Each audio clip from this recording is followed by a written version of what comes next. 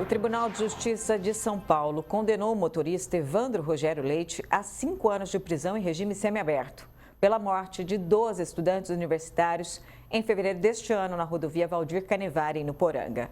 As famílias das vítimas se dizem inconformadas com a sentença e buscam recorrer da decisão. Esse é o João Pedro, meu sobrinho, 19 anos, estudante de arquitetura. E esse é o melhor amigo, Pedro, 17 anos, era o mais novo que estava no acidente.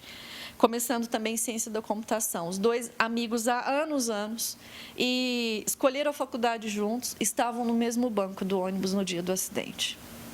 E os dois foram juntos. Amizade verdadeira para a eternidade, né? Diane é tia de João Pedro. Assim como no peito, onde carrega a imagem do sobrinho, nas memórias não faltam lembranças de um jovem cheio de energia e sonhos a serem conquistados. Era um menino inspirador. Eu digo era, mas eu digo ainda é, porque até hoje eu aprendo com o João. Em outro ponto de São Joaquim da Barra, as alamandas amarelas chamam a atenção. Elas estão no quintal da casa da Lídia e têm um grande valor sentimental para a família. Foi ali que muitos registros em vida com a filha Juliana Espanhol foram feitos. Ela era muito festiva, ela gostava, sempre fazia questão de o Natal ser sempre aqui em casa, ela era muito família. Então, assim, mesmo para jantar, ela fala, vamos jantar em família, vamos fazer isso em família. Então, ela gostava, assim, de todo mundo e ela era uma pessoa muito incrível, porque, assim, ela era um ser humano que ela não gostava que ninguém brigava com ninguém. Juliana, João e Pedro estão entre 12 estudantes que perderam a vida quando retornavam da faculdade em Franca para São Joaquim da Barra, onde moravam. O ônibus que estavam foi atingido por um caminhão que invadiu a pista contrária. O acidente aconteceu em fevereiro deste ano, na rodovia Valdir Canevari, entre Nuporanga e São José da Bela Vista. As vítimas tinham entre 17 e 23 anos, a maioria recém-iniciada na vida universitária. Recentemente, o caso teve avanços na Justiça. O Tribunal de Justiça de São Paulo condenou o motorista Evandro Rogério Leite, de 51 anos, a 5 anos e 9 meses de prisão pelos crimes de homicídio culposo de 12 estudantes e lesão corporal de outros 3. Ele também teve a carteira de habilitação suspensa por 7 meses. A condenação ocorreu na morte dos nossos 12 filhos, né? Essa foi a maior condenação que teve, né? Essa sentença foi uma premiação, né? Para o motorista. Para nós vai ficar só tristeza só. Se a gente fizer uma conta rápida aqui, se eu dividir 5 anos e 9 meses por 12, são 5 meses e 22 dias por vida perdida. E assim, a gente não tem nem palavras para descrever a frustração que é isso. Na decisão, o juiz analisou a acusação apresentada pelo Ministério Público e apontou a existência de elementos que contribuíram para o acidente. Ele destacou a conduta negligente e imprudente do motorista do caminhão, que deverá cumprir a pena em regime semiaberto.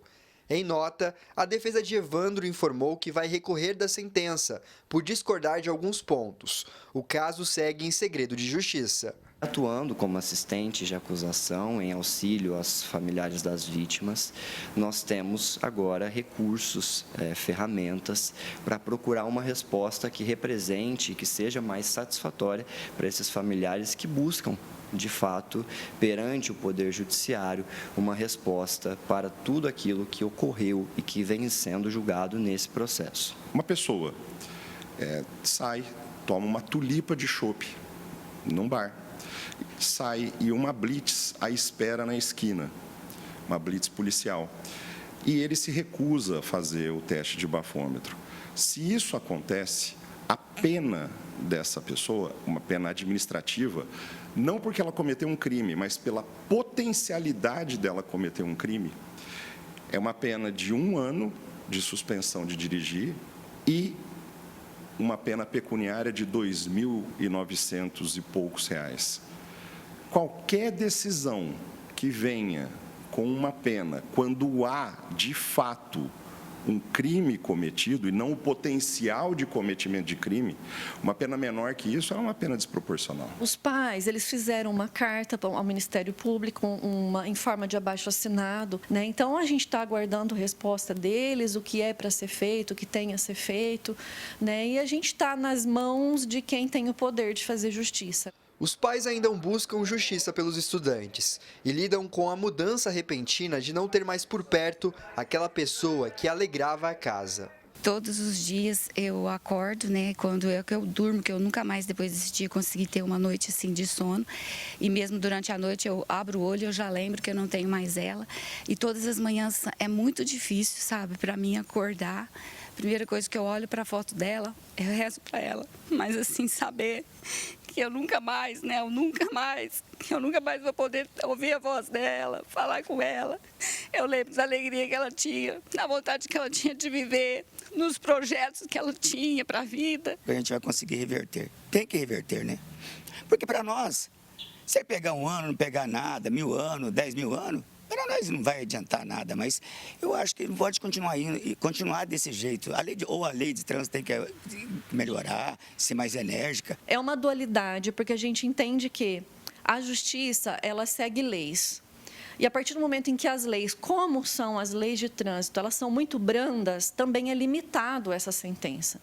Então, de repente, algum desejo nosso no futuro é que isso que aconteceu com os 12 jovens possa chegar ao ponto de mudar leis no nosso país. Edson Ferreira, de São Joaquim da Barra, para o Jornal da Clube. E a gente debate esse assunto agora com o Tiago Barbieri, advogado criminalista. Doutor, seja bem-vindo ao Jornal da Clube. Como que o senhor analisa essa pena aplicada de 5 anos e 9 meses em regime semiaberto? Ela pode ser considerada proporcional diante da gravidade do acidente e do número de vítimas? Doutor, boa tarde. Boa tarde, Ximene. Um prazer estar aqui novamente. Ximene, é o seguinte, essas questões, elas devem ser analisadas à luz do nosso ordenamento jurídico, né? À luz da nossa legislação pátria. E ela prevê, em que pese a dor dos familiares e tudo mais, mas ela prevê para crimes culposos, homicídio culposo na direção de veículo automotor, uma pena mínima de 2 a 4 anos. Eu não tive acesso à sentença por estar em segredo de justiça, mas assim, analisando todo o contexto, como esse caso foi repercutido, o número de vítimas, e pelo fato do magistrado ter entendido que trata sim de um crime de homicídio culposo na direção de veículo automotor, não doloso, essa pena me parece até estar razoável. Tá? Tendo em vista ali que o mínimo é de 2 a 4 anos, ele aplicou ali 5 anos e 9 meses. Óbvio que cabe recurso, né? Tem uma série de questões que podem ser discutidas, mas infelizmente essa questão de homicídio culposo para homicídio doloso, a disparidade das penas são muito grandes.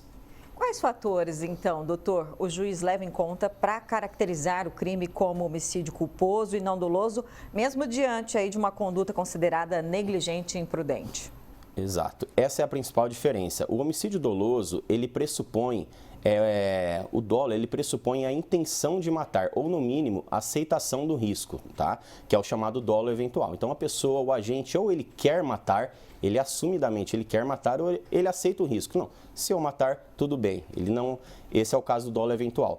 Na conduta culposa, ele age com negligência, imprudência ou imperícia. Ele não aceita o risco, né? Isso a doutrina nos ensina que não passa pela cabeça do agente, em momento algum, que ele vai causar algum acidente, que ele vai vitimar alguma pessoa. Essa é a principal diferença do homicídio culposo para o doloso. Para chegar a essa conclusão, o magistrado, ao longo de todo o processo, para formar a sua convicção, ele vai analisar provas, perícias, câmeras ali, depoimentos de testemunhas e tudo mais, para se chegar à conclusão. O motorista, ele quis matar, ele teve a intenção dolosa de tirar a vida daqueles estudantes, ou, ainda que tenha agido com imprudência, negligência, imperícia, falta de cuidado ali na direção do veículo, foi uma atitude culposa, ele não aceitou aquele risco, ele não previu que poderia acontecer aquele risco. Esses são os principais fatores. E ao que tudo indica, acertadamente, ao meu ponto de vista, o magistrado entendeu pela conduta culposa.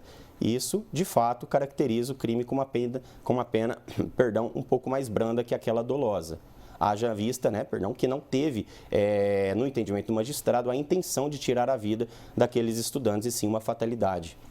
Então, quais caminhos jurídicos as famílias das vítimas ainda podem recorrer para tentar endurecer a pena ou buscar maior responsabilização desse motorista? Ximena, é importante, as famílias das vítimas, nesse caso, são representadas pelo Ministério Público e por assistente de acusação. É importante, sim, que as famílias, né, é uma dor muito grande, há que se ressaltar, uma perda significativa para todos eles.